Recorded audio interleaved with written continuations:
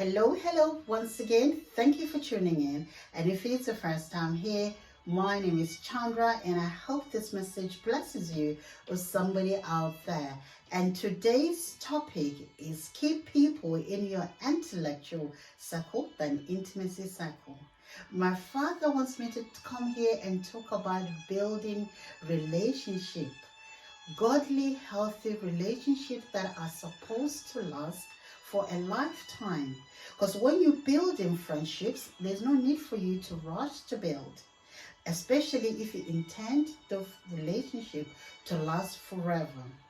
Especially when you are building godly, healthy relationships. Because what is meant to be will be. And also, every friendship that you build with Jesus, He'll be there all step of the way, guiding you, showing you the way, with spirit of discernment and wisdom along the way. You need to get to know people from the intellectual cycle.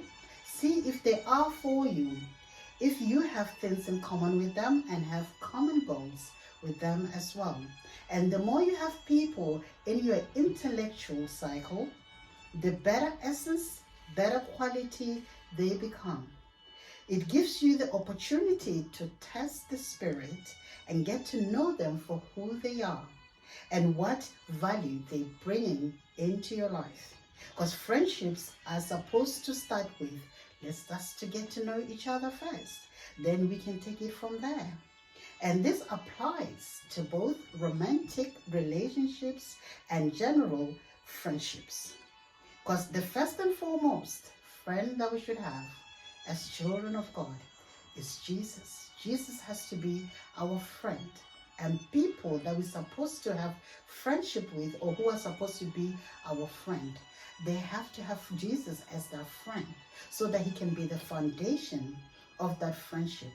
Because you can't equally yoke yourself with people who don't believe in the same belief system as you. Those who don't believe in Jesus. The Bible says unequally yoking yourself with a non-believer is dangerous. So make sure that when you build in friendship, you build friendship with those that love Jesus and on the same page as yourself. Because if you don't do so, typically broken people rush into your intimacy cycle to try and confuse and manipulate you so that by the time they get to know you, the damage has already been done. They don't want to take that time getting to know you in your intellectual cycle. If you see a female who just come into your life and they just want to be your bestie just like that, that's a red flag. She doesn't know you, but it's what's inside of her that is trying to get what is inside of you. And what's inside of her is putting imaginations in her head.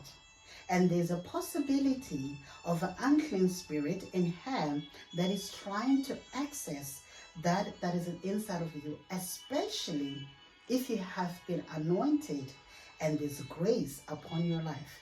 The goal is to destroy that in your life. And the Bible tells us in 1 John 2:27 that as for you, the anointing which you receive from Him abide in you, and you have the need for anyone to teach you, but as this anointing teaches you about all things, and it is true that it is not a lie, and that just as it has taught you, you abide in Him. Because anointing gives you the power and the authority to preach the gospel to the poor and set the captives free, and also recover the sight of the blind and to set those who are oppressed free. And the Bible also tells us in Proverbs 4:23 that guard your heart with all diligence, for out of it are issues of life. Because when you are immature and you quickly let people in your intimacy cycle, what they will do, they can easily hurt you and derail your purpose. The enemy likes to build siege around people.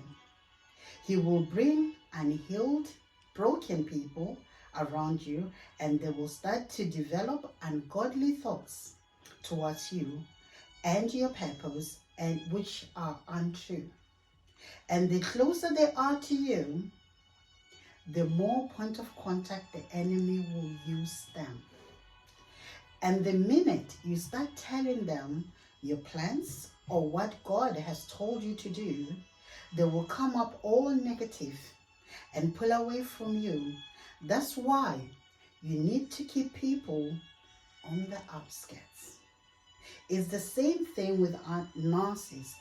They like rushing into creating soul ties with people, especially the gifted people of God, because they know that with a soul tie they create so quickly, they will have the power to control and manipulate people.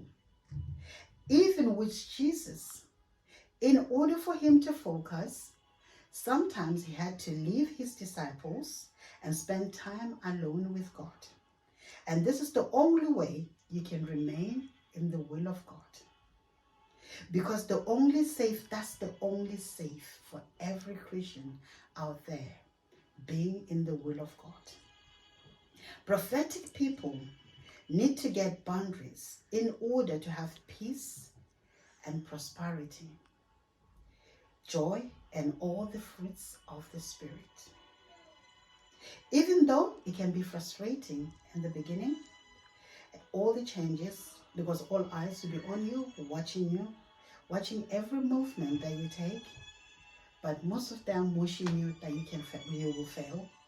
It can be very frustrating, but you need to trust God and build those boundaries so you can stay on course and do what God has told you to do, and keep on walking in righteousness so that he can keep increasing you and elevating you to the person that he's created you to be. You need to mature. You need mature people in your life. Long-term investment, because time is of essence. And that's why God says, guard your heart.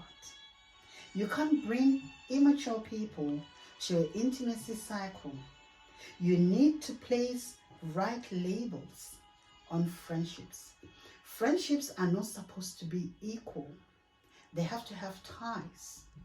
Know who the person is, how long you've known them, what they bring to your life, and start getting to know them from the outset, not in your intimacy cycle.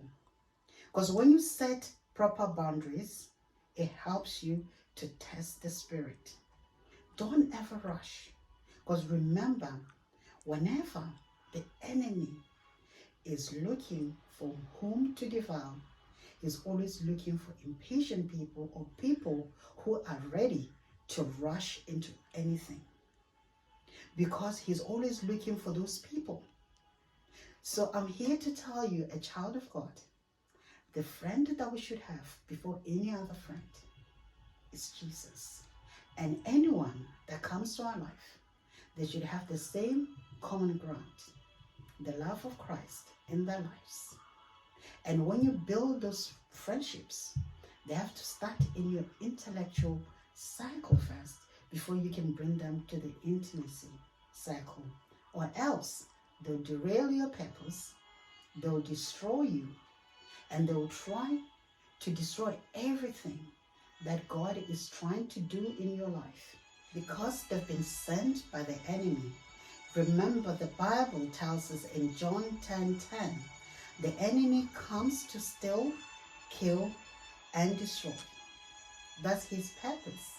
That's why you have to have a tie when it comes to friendships that are not supposed to be equal. Look for the red flags and save yourself hurt and disgrace and headache. So I hope you've been blessed by this message. And if you have, please like and share, subscribe to my channel, and thank you so much for watching. God bless you.